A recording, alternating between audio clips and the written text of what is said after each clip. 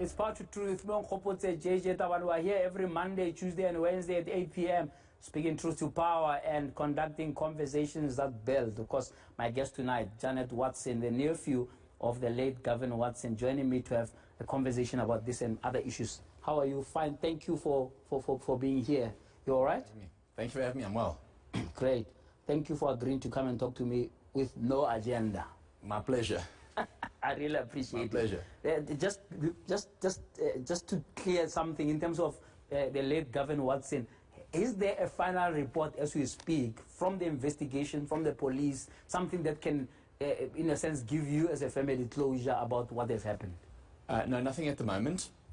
It's been ongoing now for 2.5 years. Yeah. I believe a decision was made at the time by those in power in government where they said that this was a matter of urgency and that this matter would be concluded urgently. It hasn't been. We've had no communication from the investigating authorities as to what transpired. We have limited information as to what might have transpired. But as it stands, the police have communicated to us that there's an outstanding toxicology report that has to come from the Department of Health. Now, I have a measure of patience with that because, I mean, we've had COVID.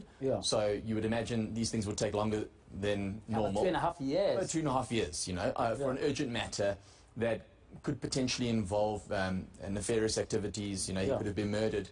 And we don't know anything more in that regard. Like, we've literally just been told, just wait until the Department of Health gets back to us. And the cops can't say anything further until they conclude their report. Their report can't be concluded until the Department of Health concludes the toxicology report. So we have nothing further. That's where we stand at the moment, really. Yeah, that's quite strange, isn't it, for something like that to take 2.5 years? Because, I mean, assumably the facts and so on, I mean, are not so, they don't require such an extensive investigation that it can take 2.5 years. What's your own conclusion as a family? I'm sure as a family you've made your own assumptions. I mean, I won't, you know, hold you down to them in the future, but your own assumptions. First of all, you think there was foul play? It's not a normal accident where he was just driving a Toyota and he just decided to hit a big pole at the airport. Yeah. Well, what we know from the forensic pathologist who performed the, I guess what you would call pathology, is that his heart wasn't functioning at the time of the accident. So we're left with only two potential conclusions. Is that there was either foul play or that he died of natural causes and that created the accident. So there are 3 factors we know in that regard. His body had flexed over the steering wheel, the airbag, which created a rupture in his aorta. Now, from that rupture, he should have had substantial amounts of blood in his chest cavity, but he didn't. There was nothing. Which is strange. Very strange. So he had, there was a piece of protruding metal in the vehicle which created well, we believe that is what created a deep gash in his neck. It could have been something else. He had a deep gash in his neck. There was no blood protruding from that gash in his neck. And there's a third thing that happens is when someone's involved in an accident, they get what they call brush abrasions. It's almost like carpet burns. And those carpet burns normally produce tissue fluid, and then which will normally, you know, you'll get like a scab on you wherever that happens. His brush abrasions were what they call parchment abrasions. They were dry, which implies that the heart wasn't pumping at the time to create the, I guess, pressure to have the tissue fluid rise to the surface. So to simplify it, it may be that he didn't die on the scene. He was probably dumped there. So it appears that he definitely didn't die as a result of the car accident. As his heart wasn't functioning before that accident. We know that. So then we're left with asking, well, is it just an unlikely set of events that he had a heart attack that created the accident, and that's ultimately why he died, or was there another hand at play here? Everything. You don't think you should take legal action against the department to give you the toxicology report? That's a good 2.5 years. That's a good question. But I mean, we were told that this is what happens in South Africa, is that generally a toxicology can take anything from 2 to 5 years. So we have been warned about that, and I don't know if there is substantial recourse, and I don't know if you want to be paying substantial. That's crazy. But you don't think that given the controversies surrounding this particular death, that you would think that this could be fast-tracked and made sure that this toxicology comes out And I mean, for instance, I mean, you would have thought that this would have come out before the Zondo Commission finishes reports. For sure. Because, I mean, this was going to be a big witness there. Yeah, and I'd agree with that. It is strange. As I said, I think the Minister of Transport at the time had said, Fikile Mbalula had said this was an urgent matter, and it would be investigated and they'd be reported on, and there's just been nothing. Yeah. It does seem strange. Particularly given the public interest in the matter. Yes. You would have imagined it would have been given a level of urgency and something would have been reported, if not back to the public, at least back to the family. But nothing has been received. Yeah, I'm sure you are dealing with all kinds of nonsense about people suggesting that he may not even be dead. Yes. Yes, we've heard that. We've heard that. Have there been people overseas who contacted you saying they saw him somewhere and so on? There was something on social media about a year ago that he was seen in Greece or whatever. No, I heard it was Seychelles or some island. Yeah, some island destination. Yeah. I mean, people will speculate because of the nature of the event, I suppose. I know. I personally saw the body. I know it is him, but yeah. I mean, what else can I say? People, you know, in the day and age we operate in, people like a conspiracy, you know, they like to speculate. So it's true, it's true. But you do agree, though, that the death was a bit convenient, in that he was going to see SARS tomorrow. Yeah. He was supposed to go and contradict Agrizzi, amongst other people who testified there about the ongoing at Bosasa, and lights out, just like that. Yeah, the timing of it was very suspicious. You know, he was, as I said, he was going to give testimony at the SARS inquiry. Yeah. He had been before, but he was going to give further testimony at the SARS inquiry. Much of it was to be evidence that demonstrated Agrizzi's various schemes of theft from the Bosasa organization. And the next day he was dead. Yeah. I've previously said that one would have to ask, if he was murdered, one would have to ask who would stand to gain something from his death. From his death. And but I suppose a lot of people, because if he were to go to the Zondo Commission and fail to contradict Agrizzi, right, it means that what Agrizzi said would stand, which is that all these politicians are thieves, and there was lots of bribery from Bosasa, and Bosasa was running a criminal enterprise.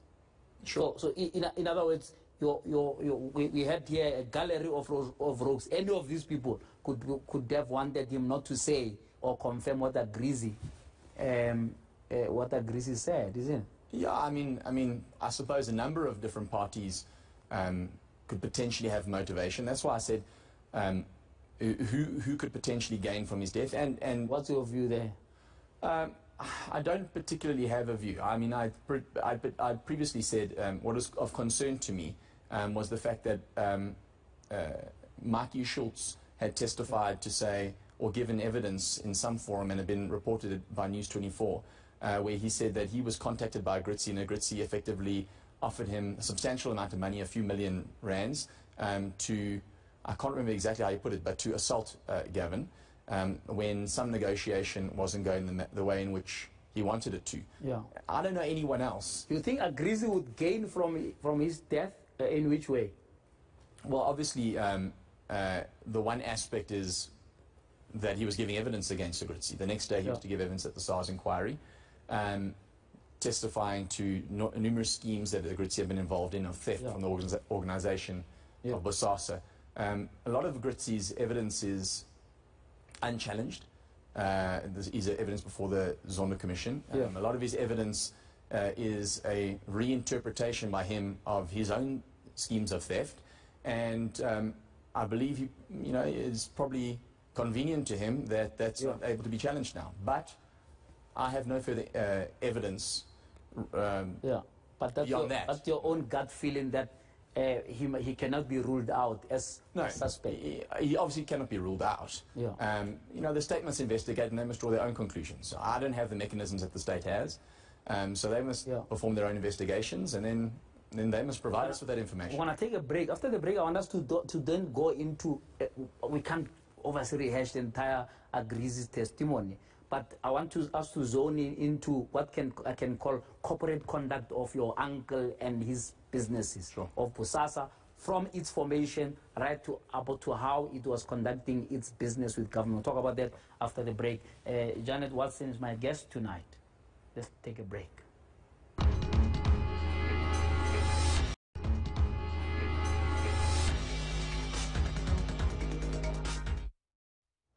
All right, welcome back. It's Part of Truth with me on JJ Tabane. We're exploring this whole issue about the Bosasa. Now, let me start at the end. Do you think your uncle was dabbling in corruption? I mean, if to just put it in broad terms. Yeah, knowing his character and his, I guess, operating history, yeah. I see, well, first of all, knowing him as a person, I don't believe he's involved in anything corrupt, nor would he ever want to be involved in anything corrupt. Yeah. Apart from that, looking at the evidence, there's nothing that supports that allegation either. So, no, I don't expect people to trust me or believe me in that regard. Yeah. I'm clearly subjective. I am his nephew. Yeah. So I say to everyone, don't trust what I'm saying. Yeah. Question it. Let's try you and I. Let's try a little bit to be objective. Now let's take the whole dealings with the correctional services. Sure. Vincent Smith, right? No contradiction about the fact that Bosasa bribed him for thousands. They paid for school fees. They did all sorts of things. He had to leave his position. So clearly there, if we are talking about the evidence pointing at Bosasa corruption, where your uncle was in charge, right? So surely, if we are talking about taking responsibility, that one you have to concede, that something there was smelling not so good. Yeah, so I believe the information there, or the evidence there, has been repurposed to make it look like there's something else. If we look at the specifics, the only evidence we have, which was never denied by Vincent Smith, according to his evidence, was he received 2 payments from Agrizzi, is what he states, 1 year apart each for his daughter's school fees. There's nothing further than that. And he said he requested a loan from Agrizzi. In that regard, he had a relationship with him. He asked for the loan. That can't be contested. He's testified to that. There's nothing to suggest that what he's saying is untrue. Agrizzi himself admits in his evidence at the State Capture Commission, he says, yes, he asked me for a loan. And then he says, in his evidence, he says, but I would never give him a loan because it would look too obvious if a loan came from me.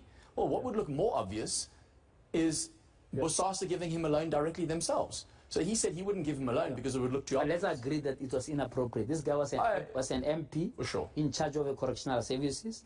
Bosasa has millions, if not billions, of work coming out of correctional services. Yeah. So that is corrupt there, exactly, whatever the detail, right? Well, so I'm saying, and that's what I was saying earlier on, that if you look at corporate conduct, right, and I want to hear what your view is about it, that yes, Bosasa may be on the spot now, but surely this can be an isolated incident in that businesses budget for these things. They call it all sorts of names, incentives, they call it bonuses for people. You give a person a bonus knowing that they'll take that bonus and, you know, grease the hands of someone in government and so on.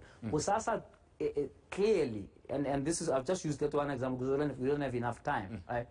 Clearly had a conduct where they wanted to be closer to power, so they would pay for the birthday party of Nomvula Mkonyane. They would pay for the security cameras at Gwedemandashe's house. They would give a discount, huge 50% discount or more to Tawama Kweta. So, you know, so there's a trend. They would stuff a bag, you know, for Zuma, 300,000, whatever it is, a month, into a Louis Vuitton bag. And I can go on and on, right?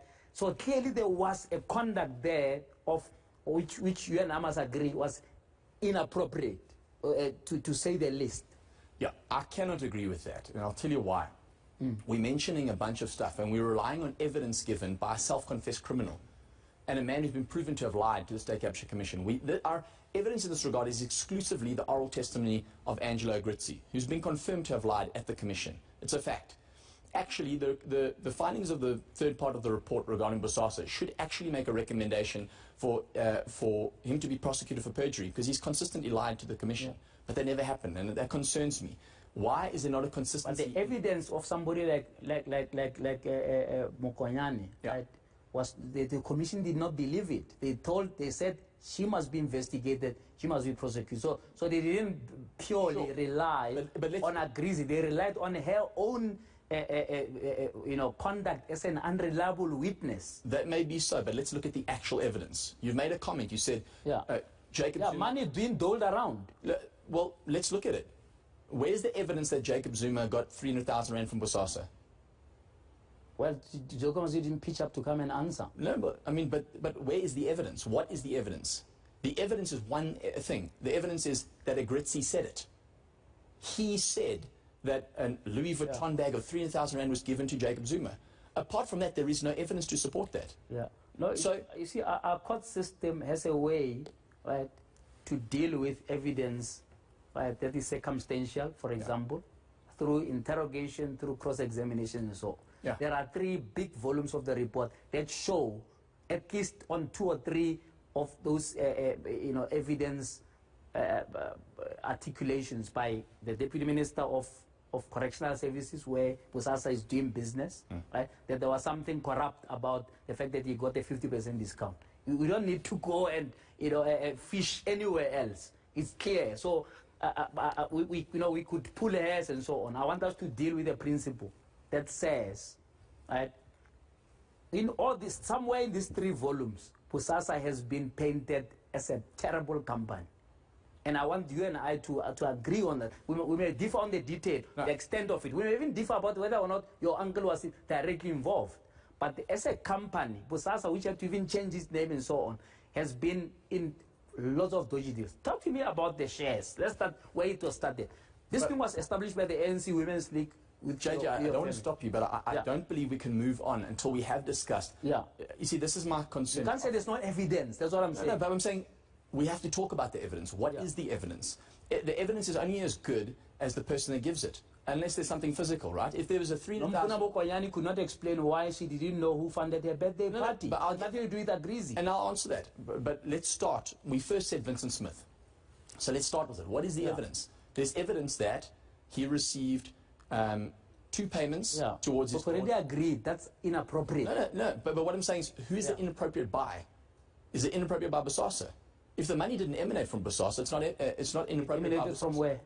It emanated from Agrizzi, according to Smith's evidence. That's what he said. He said he had a loan. Oh, look, let's not rewrite history here. Yeah? You know, we saw a video here, which you have already talked to my colleague about it. We don't want to revisit that, right? Where there's tons of cash in a vault that was being counted by a CEO, which is completely inappropriate. CEOs don't do that. No, but what is inappropriate about it? It's inappropriate. Why does your CEO count cash? But what I'm saying is, why is it inappropriate for a business to have inappropriate because that money was being used for a bribery. And it's not only about Agrizzi. JJ, it's about the people who could not answer and appropriately at the commission, and it's in the report of the commission. But JJ, ask yourself this. Yeah. You are only saying that because everything's contextual. Yeah. If there's R1 million at Bosasa or whatever, 500,000 rand at Bosasa, whatever it may be, there's nothing nefarious about that. All it says is there is that amount of money at that place in that point in time. What makes it seem corrupt is the narrative that is ascribed to that video. They say, oh, what was happening here was X, Y, and Z. Yeah. So we assume, by nature, what we've been told to be correct. So what was happening in your view? Did you talk to your uncle about that video? Gavin testified to that at the SARS inquiry extensively. He said, look, what was he doing with counting money in a vault? So what he testified to was, he said his CFO, who's part of, there's criminal charges now been opened up against the ex-COO Agrizzi and the ex-CFO van Tonda. Yes. There were many schemes where these guys would siphon monies out of the organization for themselves. It's confirmable, and from the various bank accounts, from the payments from Bosasa to entities that they established in which they were the sole signatories to those entities and the sole members, they were CCs. So I wouldn't say sole shareholders, sole members. And then monies were paid out from these entities to themselves into their own bank accounts, or alternatively to suppliers on their behalf. Now, previously, evidence they gave was that these were entities established to make payments to politicians. But that doesn't happen. That isn't anywhere in those accounts. The accounts demonstrate that this was monies that were exclusively removed from the business to satisfy themselves. So another narrative is being spun here to create this version of events to distract from the actual reality of what transpired. Gavin testified at the SARS inquiry to say, look here, if this was a regular event, why is there not more evidence? Apparently, the evidence they said was this happened every week. There was a scheme that was in place, but there's only one minute recording. They were there for 15 years, but there's not 15 years of reporting. It didn't happen. No, I'm not saying that means. I'm not saying that it means it doesn't happen. I said take me only consider the evidence that I submit. I'm saying it looked like a once-off staged thing, as you said previously. So what I'm saying is it was staged. That's what he said. For what purpose? Staged for what purpose? So the purpose was, and there's evidence there. It's actually in the public domain, but the public doesn't want to see that. You know, or rather the media doesn't want to tell this narrative. The reality is, this is what we know. Yeah, tell us. So Agrizzi was fired, basically, in March of 2017. Yeah. Agrizzi then formed a company to compete against Bosasa called the Criaris Group. In December of 2017, him and ex-employees from Bosasa, of which one was himself as the COO, the other one was Andries van Tonder as the CFO, the previous head of procurement, Frans Forster, and you know, potentially other ex-members of Bosasa. They formed a consortium, and that consortium in December, on the 15th of December 2017, requested Bosasa to cede specifically its Department of Correctional Services contract to their consortium, right? Bosasa never agreed to that, and then what happens is, so what we now know, we have the evidence of, is the allegations that were made by these various individuals at the State Capture Commission in January of 2019 had already been drafted in November of 2017. Agrizzi's admitted to that when he was cross-examined at the State Capture Commission, that these affidavits were drafted at his home, collectively by these parties, in November 2017. A month later, on the 15th of December 2017, they request to have a contract ceded towards themselves from Bosasa, saying, we will operate the contract and we'll pay you type of a licensing fee, royalty, or whatever for operating the contract. We'll take a lot of the operations of your book. When that wasn't agreed to, in March of 2017, 2018, now this is 3 months later, they asked to return to Bosasa. Agrizzi, van Tonder, Forster, and van Tonder's brother Leon van Tonder all asked to return to Bosasa and to run it as his management team.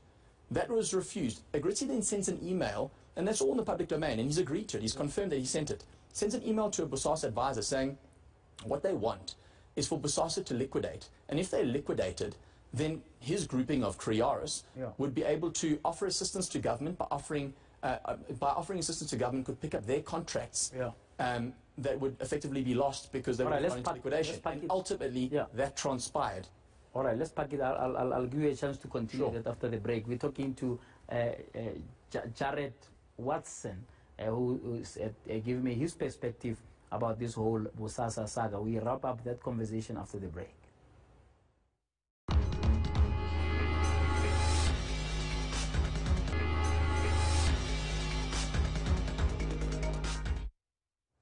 All right, wrapping up the conversation with Jacob Watson. Just summarize it for me. I hear what you are saying about, I accept what you are saying about the possible involvement of people who may themselves be whistleblowers, because that's exactly how it works. Often the state will say, you and I were involved in criminal activity. I come out and say, I'm confessing everything and I'll be a state witness. That doesn't necessarily means that everything I'm going to say will be a lie going forward. That's why I wanted you and I to focus on in overall terms, there seems to be a situation where there was corrupt activity at Bosasa. And I've mentioned a couple of politicians who have been involved, Nomvola Mkoyane, who have been given chicken and whiskeys and what have you, and birthday parties paid for, etc. That,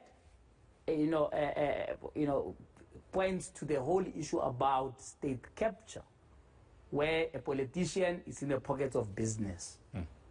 And that's where I want you and I to have a conversation to say, do you think there's something to be said about the poor conduct of Bosasa, whether be it by poor judgment or conspiracies or whatever else? And I don't seem to be, getting you to come to that middle point of saying, whatever the detail may be, maybe Agrizzi exaggerated something, whatever.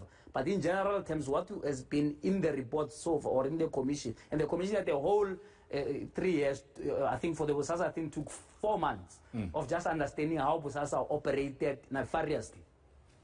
Yeah, I mean, look, I think we probably at different ends of the spectrum here. I don't believe we have to look at it from this perspective: is are entities allowed to have political involvement?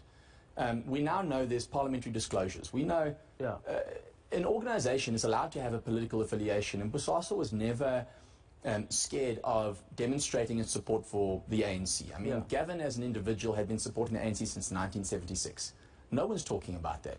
Nothing changed. He was involved. Well, he was involved in supporting them for 40 years. Yeah, look, all these people who are involved in struggle are stealing now. So it doesn't matter. What matters is, as you're correctly saying, are the facts telling us that Bosasa, right, dabbled in conduct that was inappropriate for a business, that was corrupting politicians, right? And I can't believe that all the 300 witnesses who came there talking about how they were dabbling with Bosasa or how money was exchanging hands, all of them were sort of set somewhere to create a conspiracy against Bosasa in particular. That's all I'm saying, and I'm just saying to you, it may not have been your uncle. Some of it may not have happened under your uncle's watch. Some of it may have happened under his watch, or maybe he didn't know the detail. Maybe the likes of Agrizzi and the CFOs and so on did their own thing, if that could be argued. But in general terms, we have a situation here where, first of all, there's conclusion that there was state capture, not just by the Guptas and so on, but by companies like Bosasa, who used money to smooth their way, you understand, to the hearts of people like Gwede Mantashe by installing cameras in their homes for free and all of that. We can't come here and try to believe, for example, that Gwede Mantashe, did you know who installed cameras? Bosasa is a business. It's selling security apparatus, and then they're going to install security apparatus in the Secretary General's house. Surely there's something wrong with that. Yeah, I think we have to differentiate between the executive and between career politicians. If we look at, let's use Noli Mokonyane as an example. Let's say, and we also have to understand that in an organization, there's no such thing as a moral or a corrupt organization. There's only moral or corrupt people.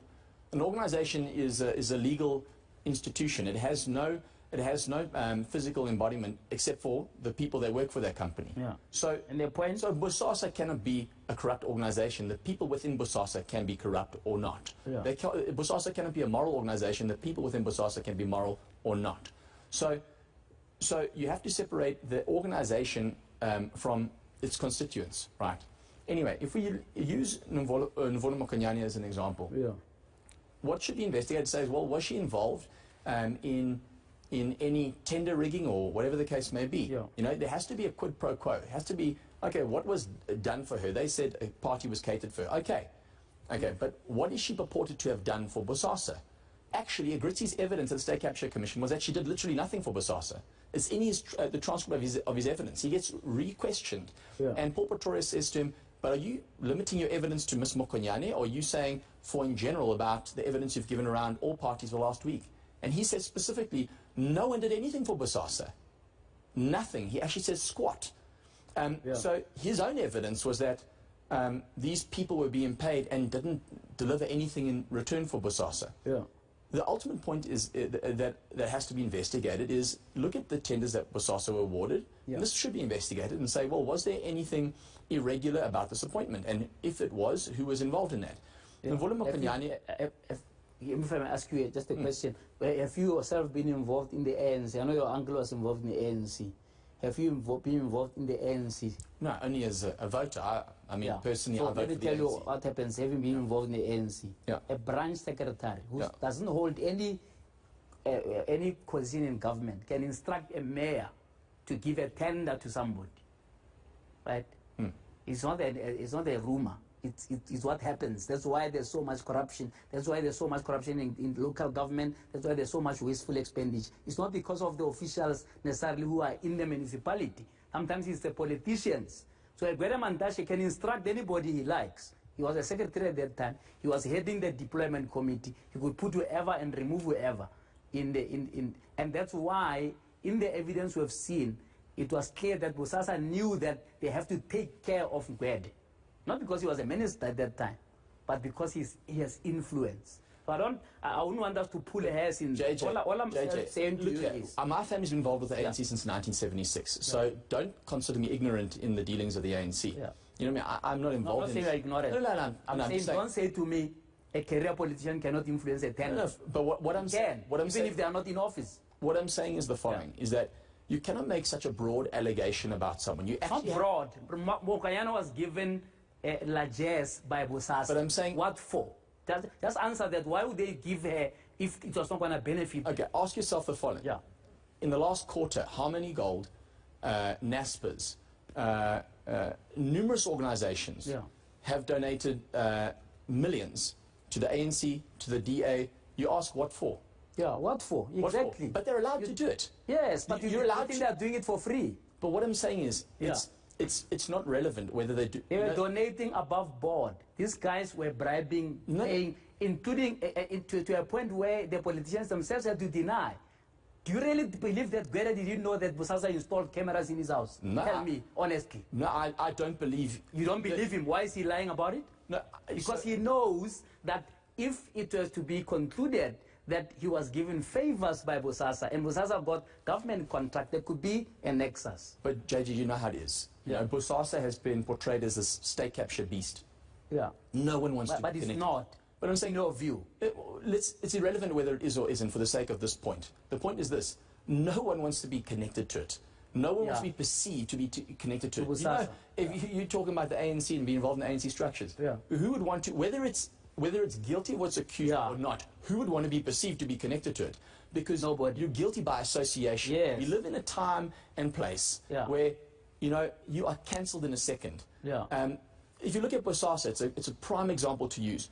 They were accused of something. Nothing has been found yet. And let's say, even if something is, or, you know, we don't know yet. But what we do know is, at the time of the accusation, they were guilty of nothing. And you have a constitutional right for presumption of innocence. That's embodied in the Constitution, the law of our land. They paid school fees for an MP who's in charge of their portfolio. Surely that one we need to agree. But that was inappropriate. What I'm saying is, if you want to talk about the specifics, I would love to talk about every specific. I know you have limited time. But I'm saying Vincent Smith's evidence isn't that. I'm taking it back to this concept of, you know, where are you allowed to be connected to political parties? It is something that happens. We have to ask ourselves, if one party is allowed to be, why aren't others? You know, if we look at what allowed, but it has to be above board, and there are rules now. But obviously, no one is more above board than Bosasa in their political affiliation to the ANC. They stole the shares of the ANC Women's League. I mean, they made a sham of a BEE scheme. That never transpired. The documentation proves that beyond. What happened? He done do the right in a book, something called Blessed by Bosasa. It's extensive story. And, you know, and I don't know why she would lie about it. What happened? Extensive story about Gavin Watson robbing her of shares. Smazen Goyama writes in the same book about it. It's a long chapter about how Gavin crooked them off their shares. And JJ, if you want to talk about any one specific event, I'm happy to do it. But what I can't do is, we can't talk about a bulk of evidence and talk about it generally. Let's talk about Vincent Smith.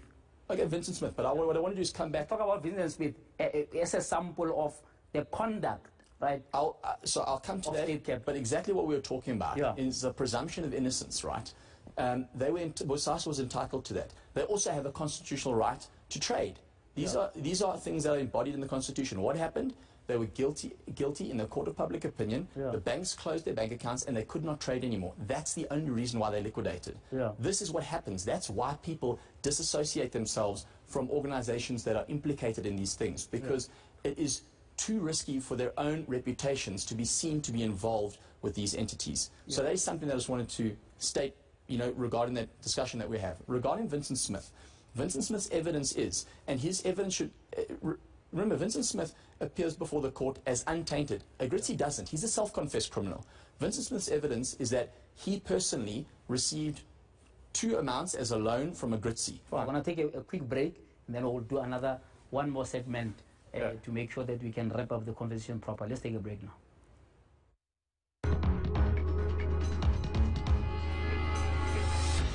All right, it's part of the truth. We're rounding off that conversation with Channel 1. We don't have enough time, but we thought let's just go extra time a little bit.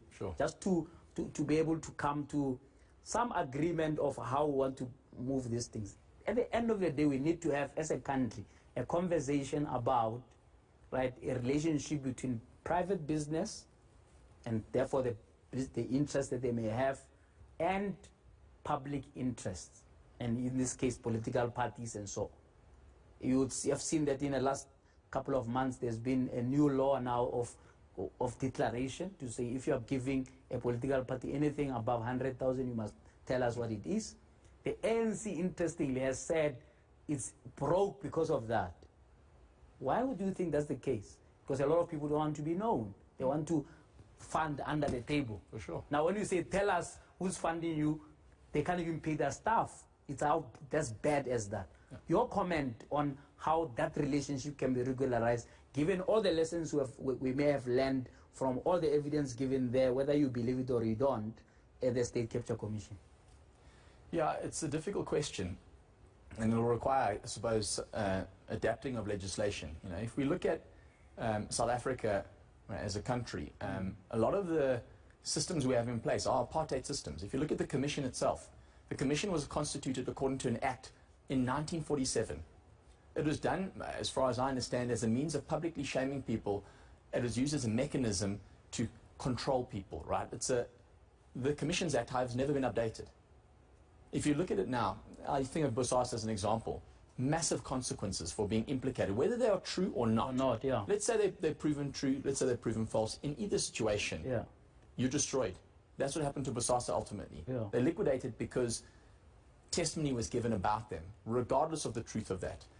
So definitely legislation needs to be updated in a number of capacities. If you even look, like I said, we're talking about the bank accounts of Bosasa were closed. The banking legislation should be updated to appreciate the fact that we all operate in a society where we have to have a bank account to trade. If it's a constitutional right to trade, you have to have a constitutional right to have a bank account. Yeah. Whether you like it or not. You might support the Guptas, hate the Guptas, whatever the case is. But they have a right to be able to trade. You know, the state must get involved and say, where's a corrupt activity here or not, investigate and deal with them. But private interests are dealing with them, and that's a problem. So the legislation is to be updated to provide protections for both sides. If you look, I think this legislation that was brought about in, I think it's 2018, and it's recently enacted, where any parties giving contributions to political, any persons giving contributions to political parties, it has to now be disclosed to Parliament. Yeah. It's a good mechanism to use, you know.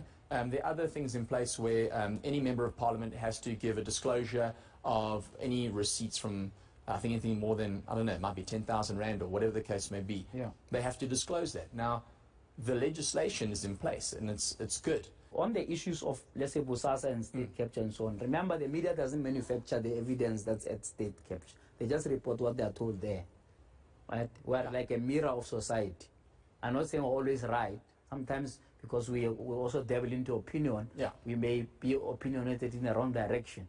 But in terms of this one, right, Bosasa did this by itself. Let's agree. Right? Whatever it has happened, whether it's half-baked things, etc., there was something untoward about Bosasa paying for school fees of Vincent Smith, Bosasa installing cameras in Gweremantashe's thing, Bosasa giving a discount to, and those things are not contested. I'm packing the ones that are contested. That's just those ones. And I'll go back to our broader discussion to say, if we are to build a country where there's going to be economic growth, we're going to deal with unemployment and so on, and get rid of corruption, there must be this gray area that's sorted out, that you don't want a situation where it's okay to receive gifts. And you talked about them being declared. In fact, half of the time the MPs don't declare the real ones. For sure. You come and tell us about whiskey here and blankets. You're talking about serious millions, where wives of these ministers get contracts from businesses and they think that they're covering it up. That's why even now there are a couple of these guys who we call rogues, who want to go to court to contest. Why? Because they believe that they have covered up enough, right? So if Malusi Gaba, we have a lot of time for, right, as people, including his wife, saying he was counting big cash. He says, no, I didn't, because he assumes that because it was not electronically transferred to his account, he can always lie and get away with it, unless there's a witness who can say, I saw you. You understand what I'm saying? Yeah. So we know these things, that people will always think that they can cover up a crime until you have nowhere to run. So Now, as we round off the conversation, what are the lessons that you believe that private sector can learn from this whole saga of state capture about how to conduct business without getting our hands dirty? Oh, that's a good question, you know. I mean, I can only talk on matters I've personally investigated and issues I've been personally involved in, you know. You mentioned Gwede Mantashe, you mentioned Vincent Smith. I think I can't make any conclusion on what transpired there. I have to listen to all the evidence and make conclusions from that. Now, what I say is in each instance, I look at, is there a demonstrated quid pro quo? Because that's ultimately what there has to be. There has to be, I mean, if Vincent Smith had a relationship, not Vincent Smith, if Gwede Mantashe had a relationship with someone within Bosasa who who did a security system at his place, there must ultimately be a demonstrated quid pro quo saying, did he do something for Bosasa? And it should be investigated. But it's true, but the Corruption Act is quite clear about what is called influence, using money to influence an outcome. But you can't use such a generic term such as influence. There must be an objectively observable system of influence. This was the General Secretary of the ANC. What else do you need? No, but what I'm saying is, you can't just look at him in isolation and say, who is he, right? You have to say, what did he do? So that's what I say, you look at the contracts. So you're saying the influence, but he may not have done anything. No, but I'm saying, if he has a personal relationship with someone within the organization, that's the testimony that was given, was that there was a wedding procession that happened. One of the Bosasa directors had a personal relationship with his son-in-law, and there was the house was broken into over the particular time, and because they said, well, look here, it was over the holiday period, they quickly put a security system in to protect the place while there was on a holiday period, or whatever the case may be. Now, there may be there may be truth, there may be no truth. Oh, well, I mean, look here, Agrizzi was given 2 weeks to give testimony. You know, sometimes the context is relevant. Ultimately, you have to ask, well, say, investigate the matter and say, well, look at the contracts that they had with the state, which weren't many, and say, well, is there any evidence of anything nefarious that transpired? In your view, there isn't. Well, I mean, that's for the state to investigate. I haven't seen anything to support that. I know Agrizzi's evidence has been, he gave evidence to the State Capture Commission that there was a contract that was extended for 5 years with the Department of Home Affairs. We looked at the contract and that never transpired. It literally didn't happen. It's a confirmable lie. But that's, you know, the media, you say, is a mirror that's just reflecting back what's in society. It's not true. You know, the media chooses to reflect what it wants to. I mean, I told you earlier on, I was just interviewed by Carte Blanche 2 weeks ago. And I was Saturday, not to A. And on Sunday morning, I was contacted by Joyce Summers, the producer of the show, and she said to me, we've decided to take the show in a different editorial direction, and we won't be airing your interview, which was supposed to be the narrative from the Bosasa side. They didn't want to hear it because they have a particular narrative that they wish to portray. And if the evidence isn't in line with that, the media chooses to not show it. So it's not a mirror that shows that it's just a reflection of everything here. It's a mirror that chooses to reflect what it wants. You know, we're all political in some way, and we choose, you know, to... No, we're all subjective. We're all subjective. But all I'm saying to you is that the media did not manufacture Bosasa's corruption. No. I mean, they're reporting on what testimony has been given. You know? But Bosasa did this all by itself. The media did not pay Vincent Smith. The media did not install cameras at Gwede's house. You understand what I'm saying? So, so often the media sometimes is blamed for things that has got nothing to do with it. It's stuff that's put out there in the public. Actually, that is generated by action before we even report it. It's action that is happening. But what the media does do is this: the media will report on what Agrizzi said about Smith. But the media won't report on what Smith said. Oh no, Smith. We can call Smith here anytime. If you have access to him, ask him. Like, hey, come here and talk his view. Here we look at all sides. That's why we are here. Yeah, but you're talking about yourself in isolation, and No, not in isolation. There are many colleagues who make sure that all sides are heard. But you also have to appreciate. But I agree with you that we are not always objective. Right? Sometimes it's not even our mandate. My mandate clearly is not to be objective. Say my opinion, I allow you to say yours. For sure. But I appreciate the time that you've taken. I know that it can't be easy, and I really appreciate your time. and I hope to talk to you again soon in the future. I would welcome that. And we go into the specifics and we look at each particular allegation. We'll do it again. Thanks. Thank you so much. Thank you very much. All right. I hope you got some illumination there of what the issues are, but of course, there's never enough time to discuss these things. But until we talk frankly again, may God bless you.